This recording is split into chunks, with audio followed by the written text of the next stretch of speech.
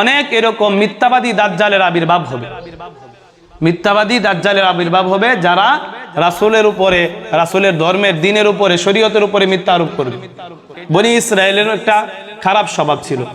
এটা আমাদের জামানায়ও কিছু বেদাতিরা, এটা আল্লাহর তারা যে আয়াতগুলো আছে কোরআনের আয়াত তো তারা আর পরিবর্তন করতে পারে না, কিন্তু তারা আবার নতুন বাক্য তারা বলে, নতুন কথা বলে যে কোরআন হচ্ছে 90 পারা। কোরআন কত পারা আপনারা জানেন না? কোরআন কত পারা?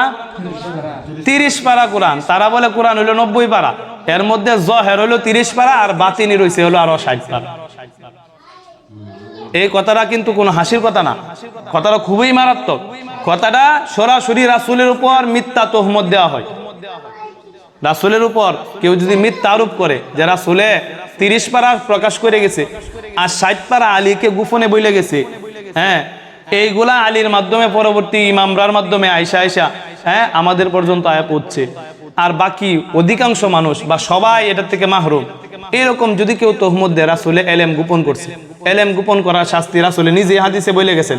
হ্যাঁ, মান সুইলা আন ইলমিন আলিমাহু সুম্মা কাতামাহু উলজিমা ইয়াউমাল কিয়ামাতি বিলিজামিন মিন নার।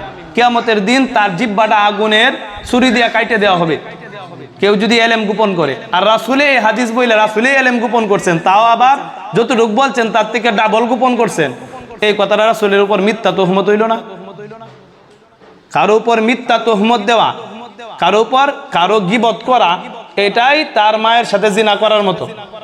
গীবত করা, হ্যাঁ, মরা ভাইয়ের গোশত খাওয়ার মতো। হাদিসের মধ্যে আসছে সরাসরি, মরা ভাইয়ের গোশত, আপন ভাইয়ের যদি সে মরা ভাইয়ের গোশত খায়, এটা যেমন ঘৃণ্য একটা কাজ করলো, এর চেয়ে বেশি ঘৃণ্য কাজ হলো গীবত করা।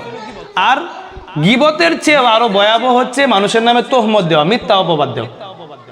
তাহলে রাসূলের উপর যদি কেউ মিথ্যা অপবাদ দেয়, যারা বলে যে কোরআন হইলো 90 পারা, কিন্তু আল্লাহ তাআলা এই আল্লাহ রাসূল 30 পারা প্রকাশ করছেন আর 60 পারা গোপন রাখছেন, এই কথাটা তারা এরকম জঘন্য মিথ্যাবাদী। তারা এই রাসূল এক হাদিসের মধ্যে বলছেন যে আমার মৃত্যুর পরে অনেক এরকম মিথ্যাবাদী দাজ্জালের আবির্ভাব হবে। মিথ্যাবাদী দাজ্জালের আবির্ভাব হবে যারা রাসূলের উপরে, রাসূলের ধর্মের, দ্বীনের উপরে, শরীয়তের উপরে মিথ্যা আরোপ করবে। তো এই যে সকল লোকেরা এরকম কথা বলে, এরাই রাসূলের ভাষ্য অনুযায়ী এরকম মিথ্যাবাদী দাজ্জাল।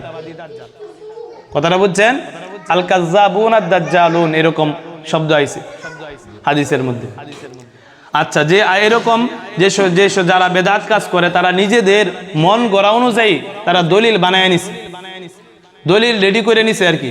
এটা আপনি আমাকে বোঝানো সহজ, কিন্তু আসলে আল্লাহ তাআলাকে তো ধোঁকা দেওয়া সহজ না।